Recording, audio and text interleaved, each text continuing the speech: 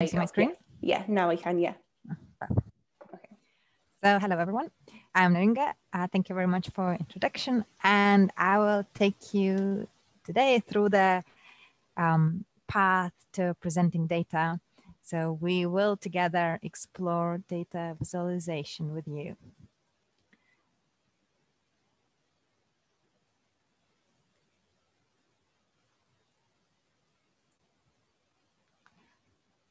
Here is me. So here is me at probably around your age. And at that time, my favorite subject was Lithuanian, as I like writing poems.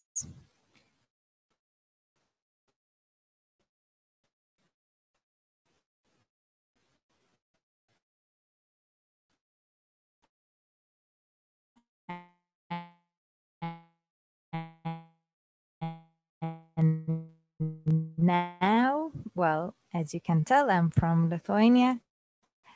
I like spending time with my family, reading, playing football, and who their customers are and what they like. What's the best thing about what I do is that there's nothing I'd rather be doing for a living.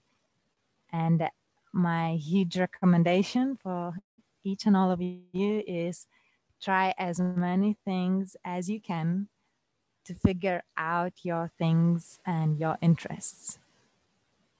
This is how the girl who really liked poems found the world of data as well. I still like to write poems sometimes, but the data is something that super excites me and no one would have ever told. Everyone gets shocked when they hear that me and data are so in one. So today I would like to put the whole presentation to 4 pieces and to go with you together through the whole journey of how I come from the data to the actual visualization, final visualization. So I start from gathering and analyzing data. Then we go to choose the most interesting bits to tell out of all that analysis that we have done and all the data that, again, based on that data, what action you want your audience to take based on your chosen visual. Now, once we have this completed, then only then we choose the most suitable visual. And the final is simple, to a little bit clean and edit your visual.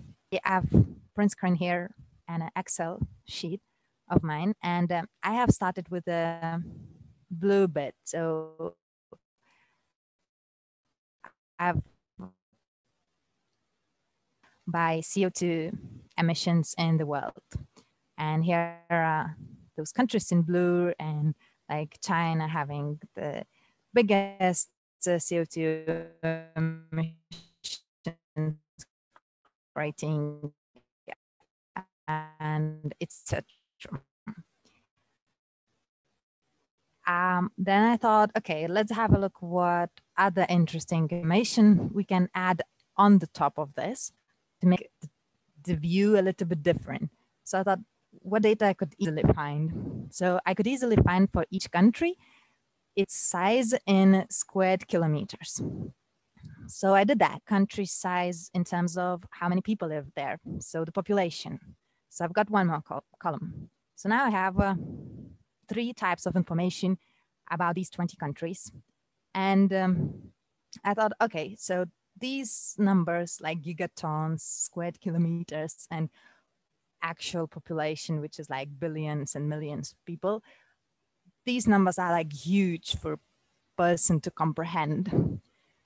And I thought, what would be the easier way to understand the impact and the size of greenhouse gases. So then I thought, let's have a look how the picture looks when we look at CO2 tons, not gigatons anymore, but the tons per square meter.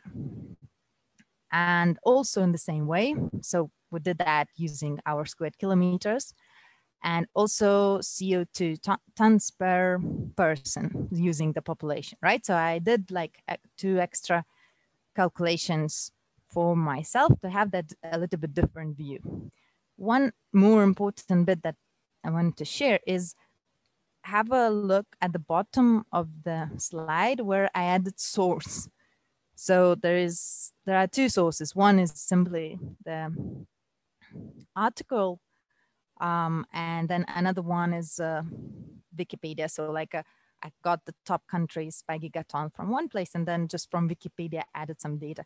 So whenever you show the charts or some data, make sure you put the source where you have taken it from at the bottom, so people know it. Okay, so I've gathered data.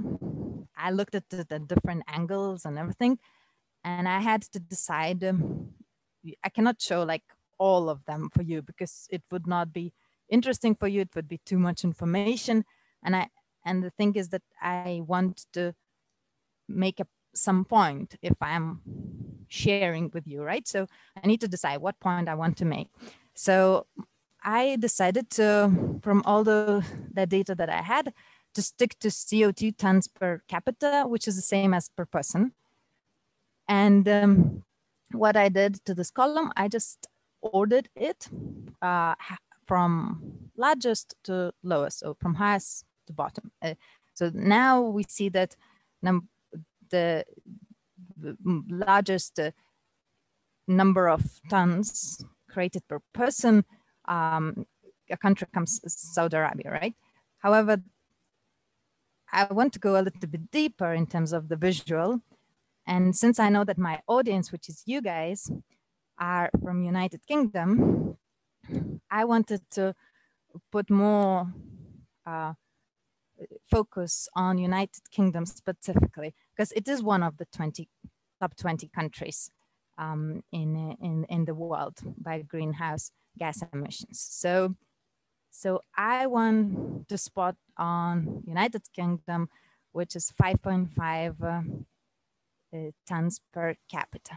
So I made a decision. Now the third step is I need to choose the most suitable visual for that point to share with you guys, so that you would better remember when you leave my presentation. And what I also even more that you would have more thoughts on your mind, that it would actually impact your behavior at least a little bit too. So choose the most suitable visual. Now I'll choose 2 visuals that I wouldn't choose first. So there are line charts. So line charts are really good for tracking changes over time, but they are not good. Now as you remember, we had countries, like I had 20 countries, which I want to put on the chart. So countries, it's not time. They are groups, they are categories. So line charts are suited for time. So in this case, I put an example. If that was years, and as you see, years are like in an order. It's not in random order. So line chart is really good to track a change, which means the time has to be on x-axis and has to be in order. In our case, that is not a time-related metric or the time-related thing that I want to share on the visual. So I'm saying no to line chart. Another type of chart that I could choose is pie chart. However, in our field, at the moment, pie chart is really very not popular. So my recommendation would be like, don't use pie charts. But the reason behind that is one thing is that when we show a visual, we want that visual would help to straight away spot where I want your attention to lie on. So my visual has to help me to express less words, and you, without even if you didn't listen to me, you would see quite quickly just by looking at the visual where I want you to look. So in this case, like the sizes of the sections, they are so similar when it comes to a circle, a pie chart, then that it makes it very hard for a presenter to actually help an audience to see where the biggest impact or the biggest number lies, or the smaller, etc. Because you see, even like 7 and 13, it's not that much of difference, while actually it's like half. So, and another thing about this chart, however, just keep this in mind because people do this mistake, not even with pie charts, with other visuals as well. This chart looks like a rainbow. It has so many different colors. And again, the chart doesn't help me to draw your attention into specific part. So like in this case, you know, is that the Saudi Arabia, which is at this moment, it's hard to actually buy colors to understand which is which, because the colors become so similar. So is it I want you to have a look at Saudi Arabia, or is it I want you to have a look at number 9, which is, I don't even know, Japan maybe? Like the colors are all bright and it just doesn't convey any message by itself. I'll share an example, good example for you where you understand my point in this. So short, don't use pie chart if you can. Now, what is good for this type of data and visuals is bar chart. So bar charts are good for comparing different groups. And in our case, the groups, the categories are, in our field, we call it categories. So countries would be categories, right? And my favorite one, because bar charts are vertical and horizontal, and my favorite one is horizontal bar charts. This is an example of horizontal bar chart. This is the one I want to use for the specific message to convey to you guys. So as you see, here I have the same list of countries as I had in my bar chart. And it is sorted from largest at the top. So when you do a horizontal bar chart and you want, you know, to see, for people very quickly to spot, you know, what is the biggest, what is the smallest, etc. Make sure that you order it, you sort it. Because if it's not sorted, then it takes a while for people to start, you know, putting finger on the chart and looking which one is higher, which one is lower. Just sort them, make it easier for your audience. And yeah, so now this is the step. Now what I have chosen the chart, my visual, to show to you. One more important thing, make sure you add units at the name, for example, in bracket, so that these numbers, the audience would know what units that is. So in my case, it's tons. So I have a name, CO2 per person, and in brackets, tons for the chart. So you guys understand what I'm showing. Now, the fourth step is to clean and edit your visual. So the idea is here that I want that my focus, my insight, you would be able to spot straight away on the chart. And this is how it would look. So it is exactly the same chart that I just shared with you, but it is a bit cleaned. So as my idea is for you to tell that in 2018, UK created 5.5 tons of CO2 per person. I want you to see the whole view, but the bit that I am very interested you to remember is that United Kingdom is 5.5 tons per person. Now, what I did differently. So if we go back to this chart, you'll notice that I removed all of these values, except I kept the one for United Kingdom. And then I removed the green lines here to make it cleaner, not to distract attention. And also I have changed the bar colors to the lighter one for the ones that I only want you to kind of see a background view. However, in the brighter one, because the darker the color, if other colors are quite light, then I know that your view, your focus will be at the brighter color. So the black, or in my case, a bright blue. So these three changes I made. And this is how it looks. Even if I don't tell anything on this visual, you even looking at the presentation yourself, you can quickly see what I tried to tell you. My wording is here, but I make it stronger with my visual. To better for you to understand why I wanted to share that 5.5, I looked for how does that 1 ton of CO2 looks in reality. And this is what I found. Again, I had the source, right? And here is the balloon. One university did an actual balloon of 1 ton of CO2. So can you imagine if each of you carried 5.5 32-foot tall black balloons everywhere with you, and everyone like that in United Kingdom? This is how much of CO2 was created in 2018. And in Canada, they did a very beautiful infographics, because infographic is also one of the ways to visual the data.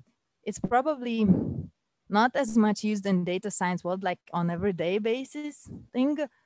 We get help for designers with infographic, but I think you can really play around if you really like them, because they can convey a picture inside quickly as well and really help you.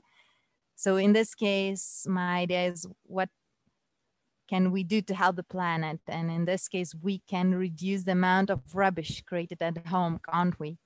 Because in Canada, 1 ton of greenhouse gases is created by a year's trash from one household, like raising a cow for 6 months, one cow, 7 months of powering a home and heating a home for 4 months. This is how we create 1 ton of greenhouse gas.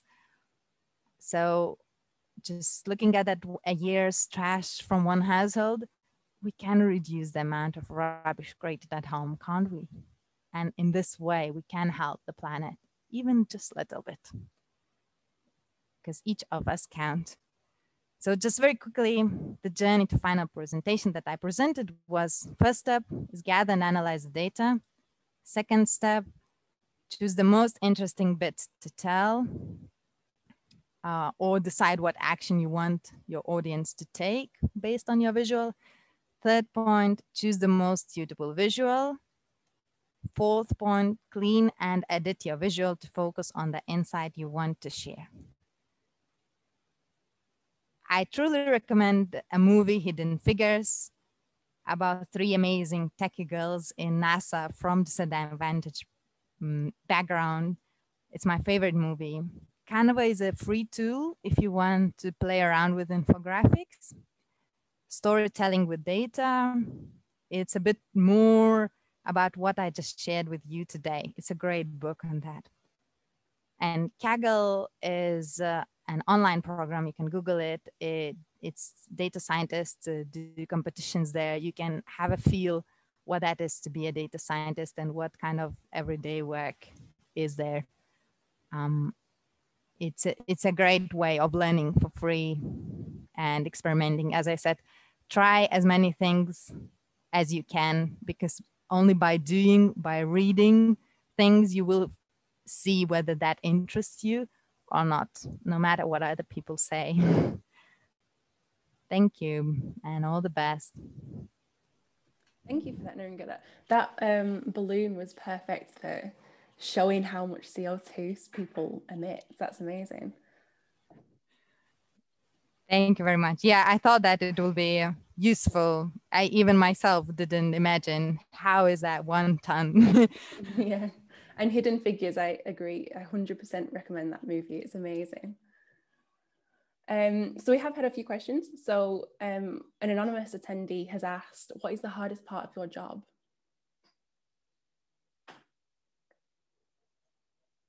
It's a very good question. No one asked me that. Well, it's, I would say we get very dirty data. When I say dirty, it means that in the real world, there is like all the, we type on the mobile phone or all the website data, and then data scientists get it. It's a lot of time takes to clean it and to actually put it into the way that we could form any recommendations, we could build any models.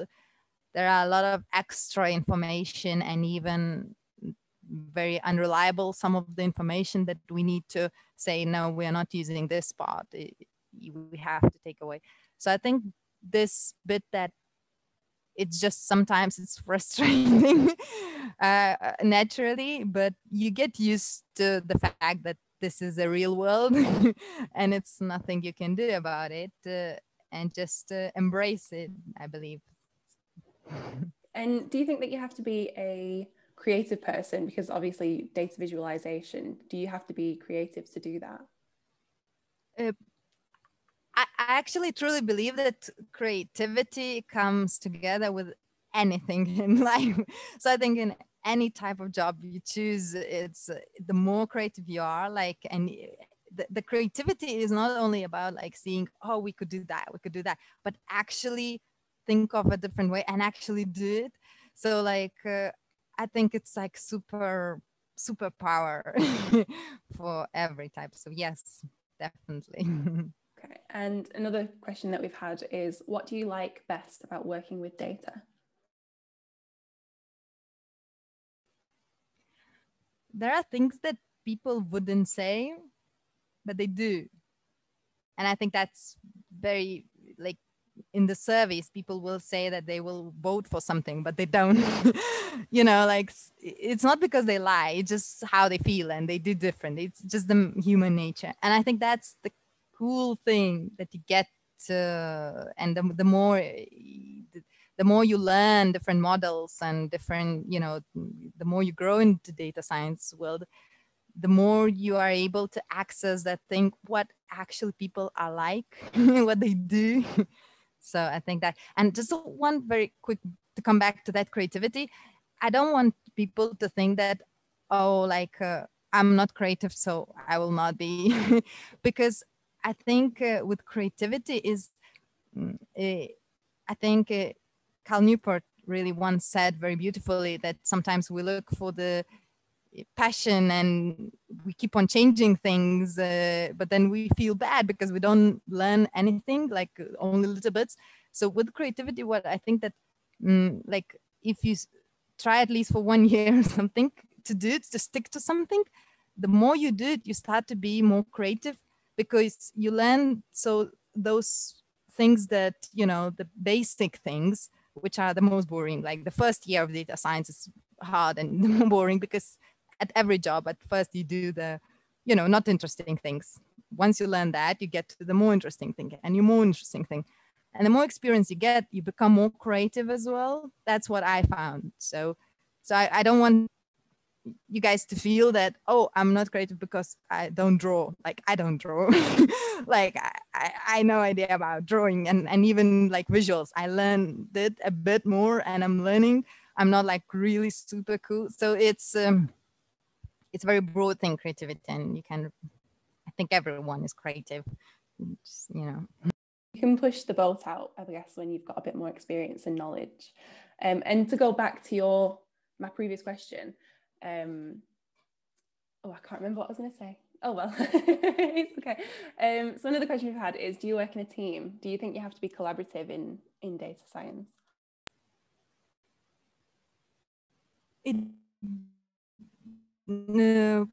Well, there are projects that you work by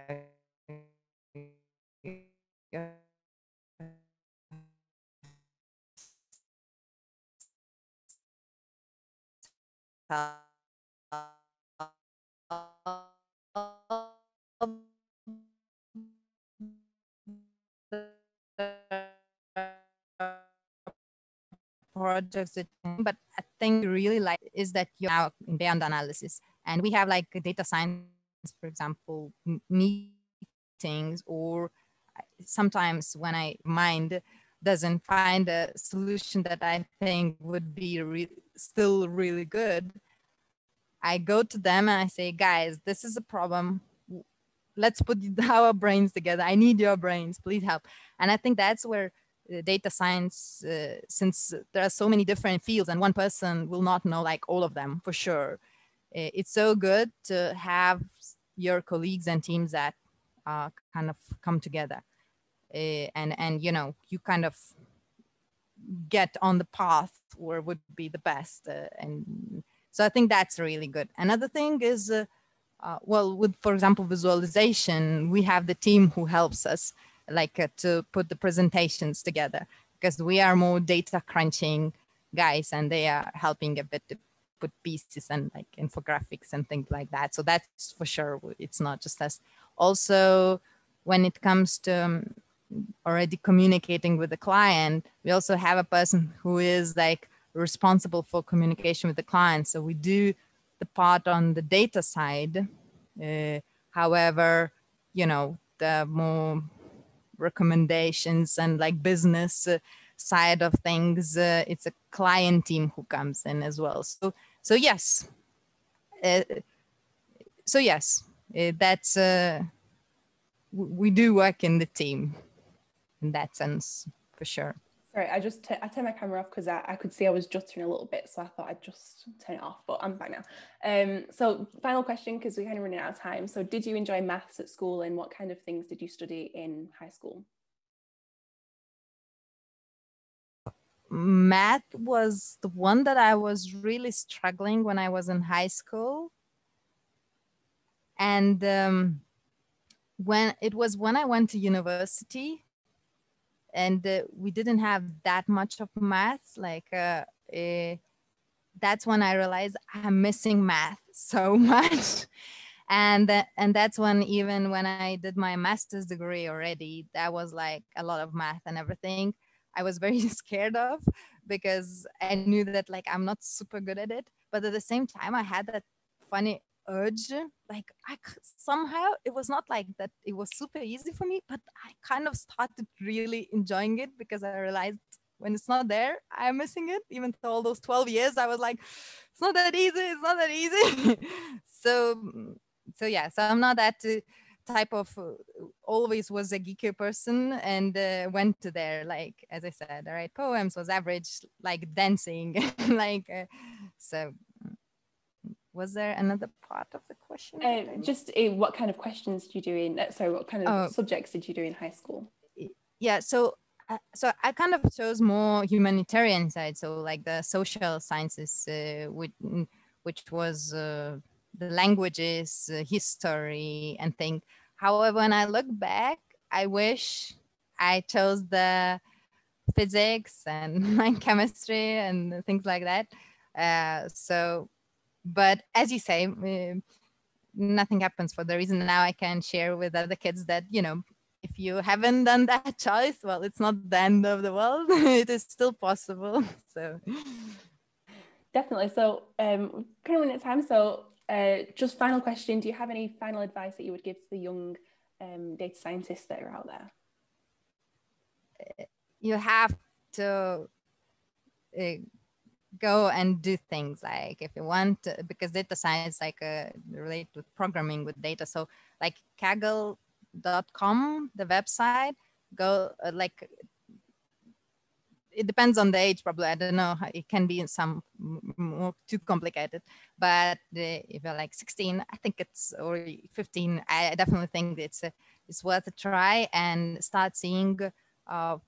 There are great tutorials and everything where you can start your journey and just get your hands dirty. I think that's the only way you can figure out whether that subject, that thing interests you, because I do believe that it's important how you spend your like majority of the day, the rest of your life. You can always change. I did change quite a few times until I found this, but it just the earlier you start doing things and not just dreaming, oh, sales is so cool, I thought so too, until I tried and it was just not for me, you know, or start reading books on it. You have to start doing things to understand whether that's for you or just no way. That's my biggest. And also, if someone says that something else really suits you, sometimes, you know, go and have a try, because you never know, maybe yes. But if you see that it's bugging you and you're not enjoying, just stop listening to people and go where your heart tells. That worked for me. So there's no one rule, but you have to try. I cannot hear you. Oh, sorry about that. So thank you, Neringa, for joining us. It's been really insightful, and we've had some questions, so I think people have been really inspired. So if you want any more inspiration, you can go to the STATWARS competition.com website, and that's got lots of different resources. So yeah, we'll end it there. Thank you, Neringa. Thank Okay, well, we'll end it there. Thank you, everyone. Bye. guys very much. Bye.